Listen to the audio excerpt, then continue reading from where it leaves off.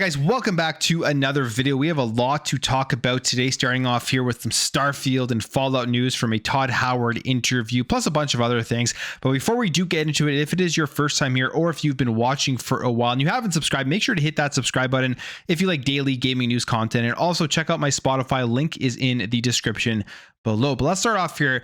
Let's talk Todd Howard and Bethesda. He was on the Kinda Funny Games cast in an interview, and he gave a lot of information of things that we can expect going forward into the future. There's a bullet point list here of everything he talked about, but we will start off here talking about the Shattered Space DLC that is coming in the fall. He does mention that we will be getting this DLC later this year, and he also mentions about an update that is coming next that is going to bring some nicely improved and wanted updates that people have been wanting for Starfield. So he says this. He says Shattered Space is in the fall, but we have a big update that's coming really soon for Starfield.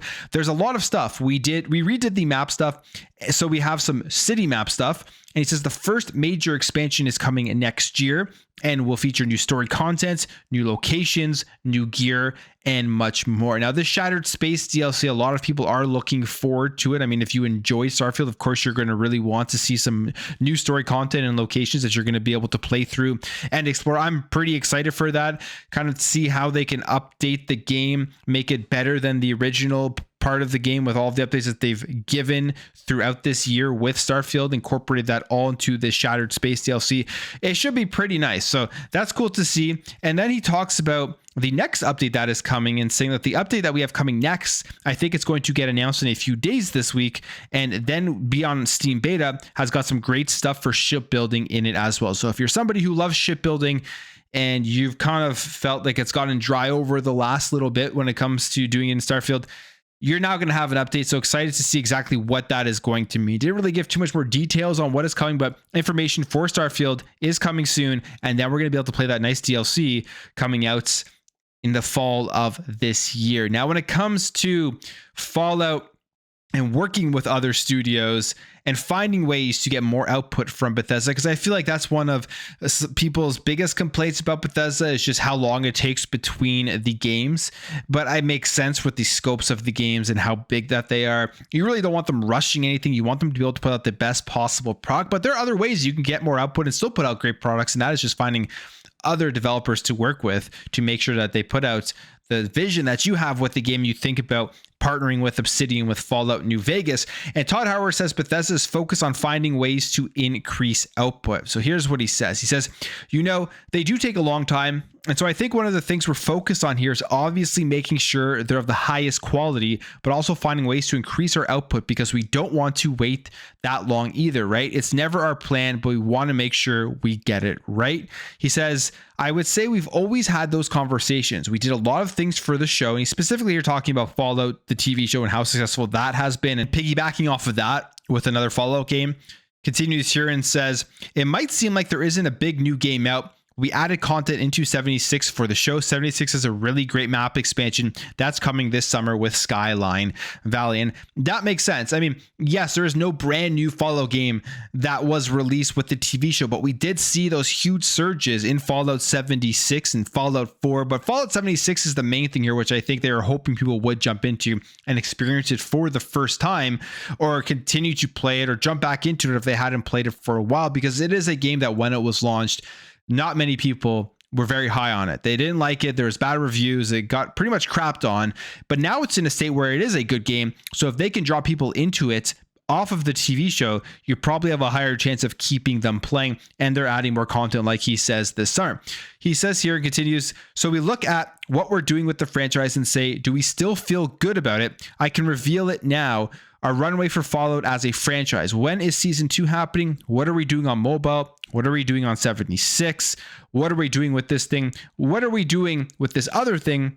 When are these landing? And again, if I could snap my fingers and have them all be out and ready, I would. But the main thing is, how do we deliver these at a high quality level?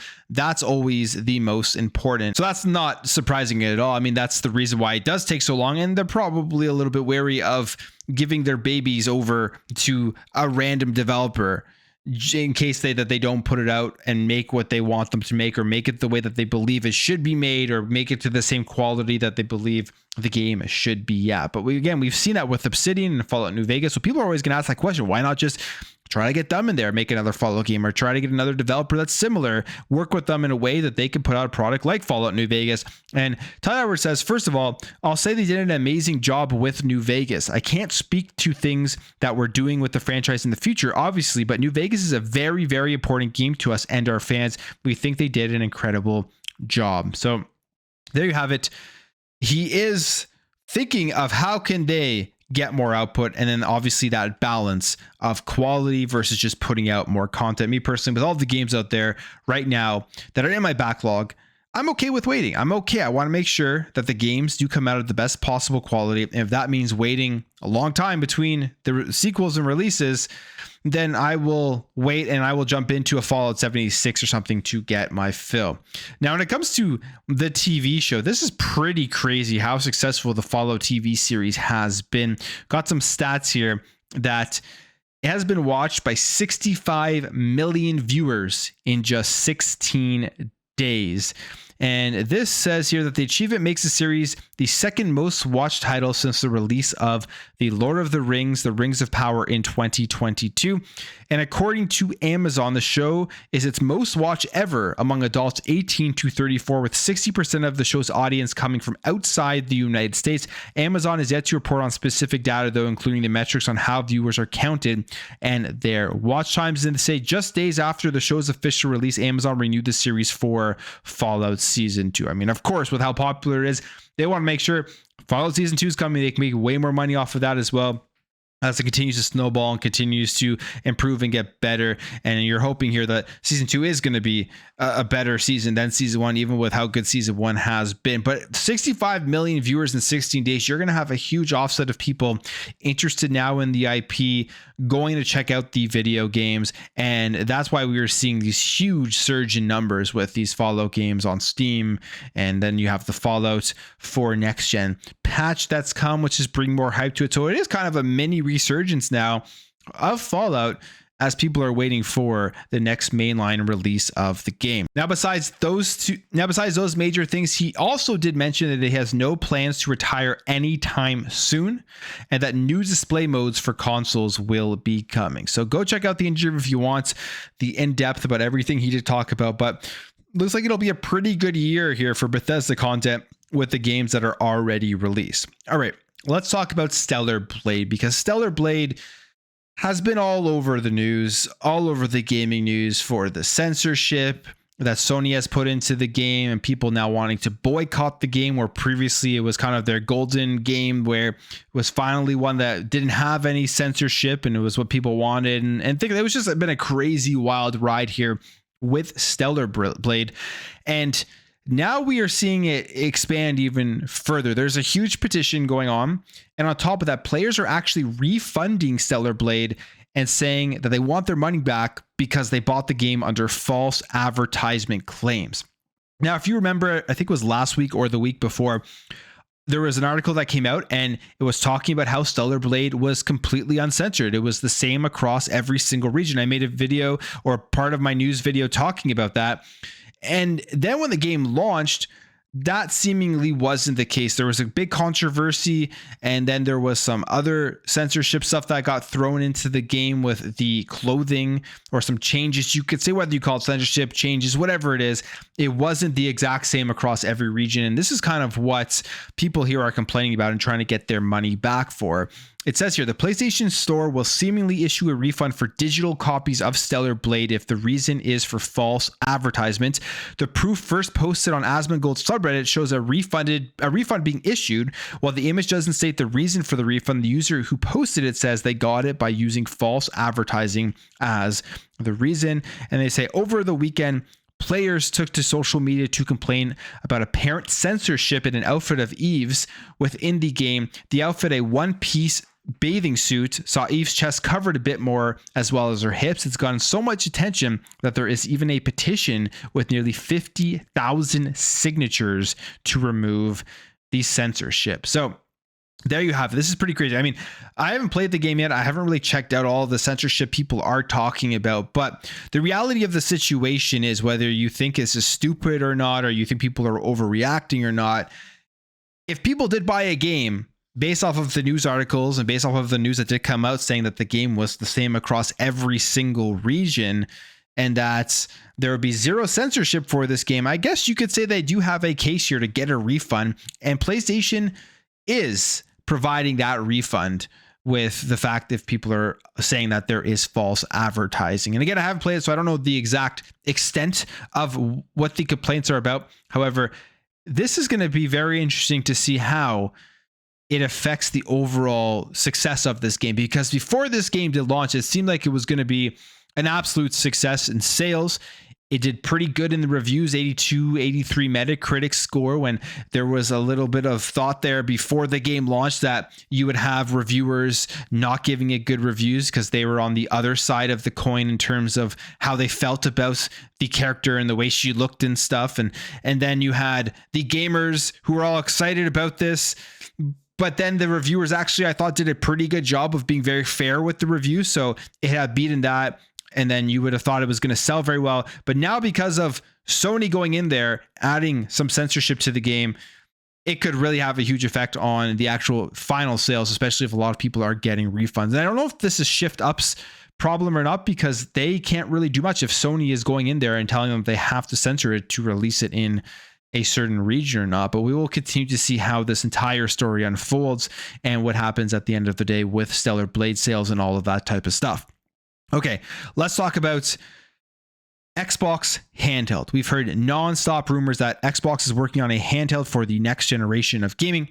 I would absolutely love to see this, especially if they put out a handheld with a native console UI and give you access to everything that you currently have on your Xbox account. Purchase games, Xbox Game Pass, cloud, all of that stuff. That would be, I think, a very good move, especially with the increase in popularity of gaming handhelds. And it looks like Xbox now is trying to weigh whether this is a good idea or not, as they sent out a survey asking people about handhelds. So it says Microsoft wants to know which gaming handheld you're using and if you think you'll buy another one within the next 5 years. And then the question here is, are we getting an Xbox handheld soon? So they put out a survey, it came to your email, and the question is, how likely are you to purchase a new handheld gaming PC within the next 3 to 5 years? And you obviously answer it definitely, probably, may or may not, probably will not, definitely will not. They ask you the type of PC handhelds that you're using. And I mean, it makes complete sense for them to kind of want to engage here and see if there really is as big as an interest in a Xbox handheld as the market is showing, as people are talking about on social media. They also asked this, thinking back to when you purchased your handheld gaming PC, would you say your overall feelings towards this brand have improved over time, stayed the same, or gotten worse over time? And they ask, how much do you agree or disagree with this statement, and it aligns with your views of your handheld gaming PC? And then they give you a bunch of things to check off whether you strongly agree or strongly disagree. One of the things, their interface is intuitive, is one of the selections you can have. I hope a lot of people are thinking that the current overall Windows experience isn't as great as a console experience would be.